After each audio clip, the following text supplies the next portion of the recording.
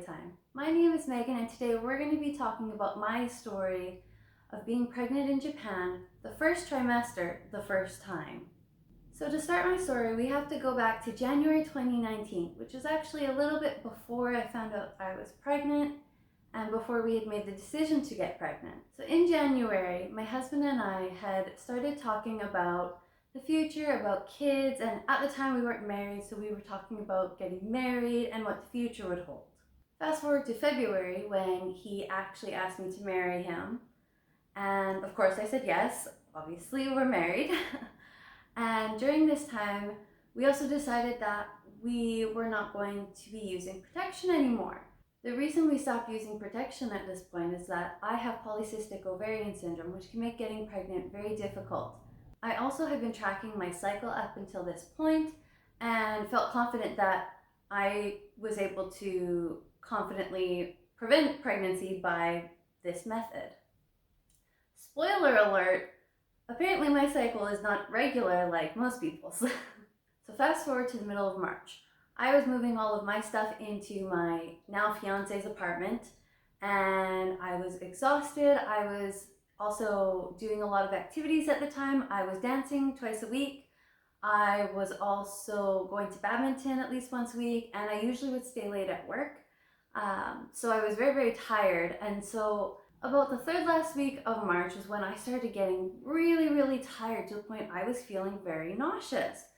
Now, I attributed it to overworking myself, that maybe, I was doing too much at work, that I was dancing too much, or that I would, something had to give, plus moving. At the time, I was also trying to hang out with my friends from my city as much as possible before I moved, since it was going to be a little bit more difficult to see them regularly. However, at the very end of March is when I was expecting my period, which never came. There was no spotting, there was nothing, but I was having these cramps and I was still really, really nauseous. And I kind of felt that there was something going on. I had a suspicion that I was pregnant, but I hadn't told anybody, especially because we had only just decided that we would start trying, that there's no way I'd be pregnant on, the first, second try. So I did what any responsible person should do, and I went and bought a pregnancy test. Funny story is, I actually went to a different city to buy a test because my mother-in-law knows a lot of people in the area, and I didn't want I didn't want those people reporting back to her. I'm sure it's not a real fear. I didn't need to be worried about it, but you never know. So I went to a whole different city, went and bought, I think, 3 tests, came home, took the first test, and it was negative. So I was like, okay, it might still be too early to test. So after the first test was negative, I waited a few days and decided to take another test. And this second test it was the pink line test where you get 2 lines. One is the control, the next one is that if you're pregnant or not. And the second line was very, very faint, but it was there. And so I remember panicking because I was like, I can't be pregnant, it's probably a false positive. So I waited a couple more days, and this time the line was not faint at all. It was very, very dark, and I found out I was pregnant. So I had finished work early that day. I had gone to my Japanese classes. I had gone home and beaten my then fiance to the house and taken another test. And those 2 dark lines were there. They were proud. They were definitely confirming that I was pregnant. So my initial reaction was just straight panic. I was so scared. I didn't know what to expect. I hadn't done any research into what to do when you're pregnant in Japan. I didn't even know what to do if you got pregnant in my home country in Canada. It was a completely foreign experience for me. I also didn't know who I could turn to. I was freaking out, and on the floor crying. At the same time, I was also very excited. Leading up to leading up to getting pregnant, I had this gut feeling in my stomach, and I'd been having these crazy dreams about being pregnant and just my little girl. And a lot of these dreams, like, I knew exactly what she would look like, and sure enough, she looks exactly how I had imagined her. Um, and so, leading up to when I found out I was pregnant, so it was kind of a self-fulfilling prophecy, if you will. But yes, I was very excited, but I was still very, very scared. But everything turned out great. So, telling my husband, I didn't wait. He basically, as soon as he came home, I had bought us a whiteboard for our fridge where we could communicate things. At the time, my Japanese skills were a little shaky, and he doesn't speak much English. And so, if there was something serious we needed to talk about, we could write it on the board, or if I forgot a word, or if I was trying to explain something and I needed something quick to like draw something or explain something, then I'd have this whiteboard and it was just easy enough to do it. And we could also leave each other cute little notes. Using the whiteboard is actually how he proposed to me. So it was very, very cute. And so I had written on the board that I was pregnant in Japanese, and I drew a picture of a little baby in my stomach, like stick figures, but I mean, I drew it. And he came home, and so when he comes home, he always changes his glasses, and sometimes he won't wear his glasses in the house. He doesn't really like them, they're, uncomfortable. So he had taken his glasses off, and I was busy making supper. And I asked him to come see me for a second, like in the kitchen. And he was like, oh, okay. And so then I was like, I need a hug. And so he gave me a hug, but he kept looking the wrong way instead of at the whiteboard on the fridge.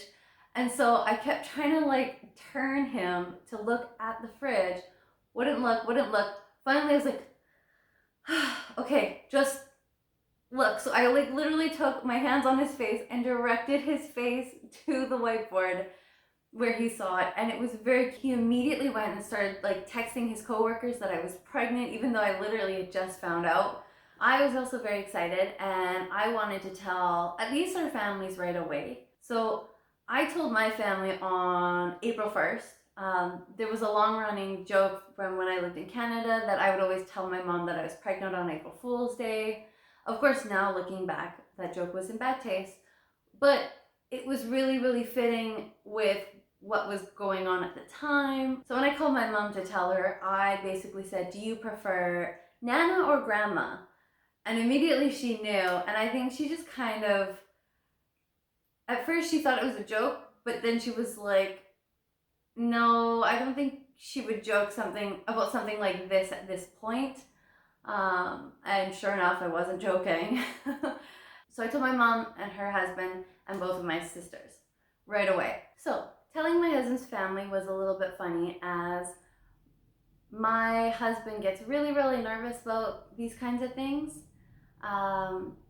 And so before we had gone, I told him that he needed to tell his family. I told my family, he tells his family, especially since we were still fairly new into our relationship. We had just got engaged. I just moved in like a couple weeks ago. And so it was up to him to tell his family. Of course, at first he said okay, but then when we got to his family's house, he was very nervous. He wouldn't make eye contact with anyone. He was doing his nervous tics. He takes tissue paper and spins it. And his mom and dad could tell that he was nervous about something was off. And so I had told my mother-in-law that my mother was coming in December. And I just kind of kept nudging my husband. I was like, hey, you need to tell them. Just say, hey, listen, like, her mom's not the only one coming, anything, trying to give him like an opening. And so then finally I kind of pulled him to the side and was like, do you want me to tell them? He's like, yes, please, like, go for it. And I was like, okay. So I was like, so my mom's not the only person who's coming in December. We also are going to be having a little surprise in December. And my mother-in-law kind of looked at me, and then she put two and two together. She's very, very intuitive. And she put two and two together and was so, so excited. And then, so I had been talking to my mother-in-law in English. She could speak English, so then she translated it for my father-in-law, and he was also very, very excited. And it was lucky because my mother-in-law was a huge help in the beginning of my first pregnancy because I had no idea what to do. So immediately I wanted to go see the doctor, but at this point I was probably only 5 weeks. So she told me that I should wait until at least 6 weeks, which I was sad because I wanted to confirm that I was pregnant, but I understood. So at about 6 weeks, we went to the doctor's office, and we went through the whole process of signing up, where you have to fill out all this paperwork, patient history, then you have to fill out your last period and why you think you're pregnant, and then I met with the doctor. Now, I didn't really like him from the beginning.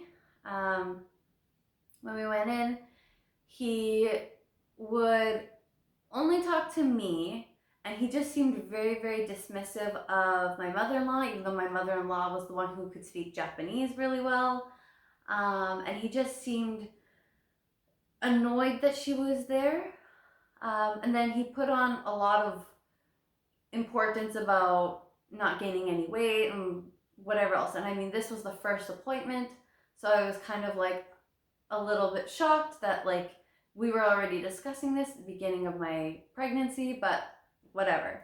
So at this first appointment, they did a urinalysis, I did weight, I did height, I did blood pressure, and then we met with him and he said, yep, we found levels of HCG in your urinalysis. We're gonna do an internal ultrasound, and I got to do the internal ultrasound, and I got to see my baby, but she wasn't really a baby. She looked more like an egg. And she was just an embryo at the time, so just a little circle. And it was really cool. And we got to hear heartbeat as well, and I cried. And yeah, that was my first doctor's appointment. So in the first trimester, after the first appointment, you go every 2 weeks, and it's the same thing. You do urinalysis, you do a blood pressure test, and you do a weight check. And so the rest of the first trimester was pretty uneventful until I had to go get my mother-child handbook. And for the mother-child handbook, I went into the local health center. I actually went before I got the confirmation paper from my doctor, before he told me to go get it, but only because I had the time off from work, so I figured I might as well go do this at the same time. And I went in. The lady gave me the English and Japanese version. The Japanese version is my official version, but I also have the English version for reference. I can't find the English version, but the health center, they were really, really nice. I found them to be very, very informative, and they basically were like, here's this hospital, this hospital, this hospital. They explained how to write out the coupons that you have to use for your visits. They explained about the dental visit. They explained that at around 8 months, so 32 weeks, you have to give them a call and tell them, basically your birth plans. Like, if you're going to a different city, a lot of pregnant women will go back to their hometown a month before they're due and give birth in their hometown so that they're with their family. Usually they'll stay with their parents. So after I got my mother-child handbook, my hospital scheduled me for all of the blood work and blood tests that you have to do in the first trimester, usually about 10-ish weeks, 10 to 12 weeks. You get a bunch of blood work done. It can be very expensive, it can be very cheap, depends what hospital you're at. My first hospital, so this first time my hospital cost about $200 or 20,000 yen. But they were very thorough. They did everything. There was also a cervical cancer screening check, pap smears, everything was done at this time. So while it was expensive, it was nice to have it all done with at one time. And apart from that, all of the ultrasounds were just a very quick internal ultrasound, check the heartbeat, see if baby's growing and baby's still there, and to check your blood pressure, your weight, and your urinalysis. So my symptoms were mostly nausea, vomiting, and dizziness, which was probably due to the vomiting and not being able to eat anything. I was also incredibly exhausted all the time. Um, I had to drop out of all of my extracurricular activities because I just couldn't keep up with them anymore. And I ended up having to tell my work, at least my boss and the nurse at my job, very early that I was pregnant, which I had kind of wanted to avoid. So my first job, I was an English teacher or an assistant language teacher at an elementary school, and I had told the school nurse I was pregnant, I think fairly early. I think it was about 8 weeks when I first told her, just because if something was to go wrong, if I was to, pass out or need to go home because I'm puking, that she would be able to support me and be able to help me, explain things to everybody else because she knew what was happening. I believe I told my principal and the vice principal at about 10 weeks because, again, I was still very sick and I was calling in all the time, and I felt really, really guilty about it. So I wanted them to at least, be in on the loop. Both my principal and my vice principal were so good. I was very lucky. So during this time that I found I was pregnant was also during a lot of the school ceremonies, and graduation time for the sixth graders. We also get all the new students, and there's just a lot of events and things happening. And so the principal was very, very good and very, very sneaky about getting me out of, situations that you shouldn't be doing, especially in the first trimester. And she would just lock me in her office, the air conditioning on, thank God. But she was really, really nice. She was very kind and understanding. It really helped through the first trimester. The first trimester was just very, very long. Yeah, my morning sickness and my symptoms from like the first trimester lasted all the way until 20 weeks. And I was very, very glad when it stopped, especially because in Japan, there's not a lot of remedies or options for relief when you are pregnant, especially the first trimester. They're very stingy about giving you medication, especially the first trimester. Those were my main complaints and my main symptoms. I believe also during the first trimester, I started getting really bad chest pains, which is normal. And I started getting really, really bloated. So a lot of people in the first trimester get really, really bloated due to your hormones changing and everything. And there's a hormone called relaxin that relaxes everything, including your digestive system. And so a lot of people will think they're showing, but it's really just gas. Like your baby still hasn't even popped out of your pelvic area yet. And so I was one of them. I definitely was going around like, look, I'm showing already. And I'm pretty sure it was gas, or it was definitely not a baby.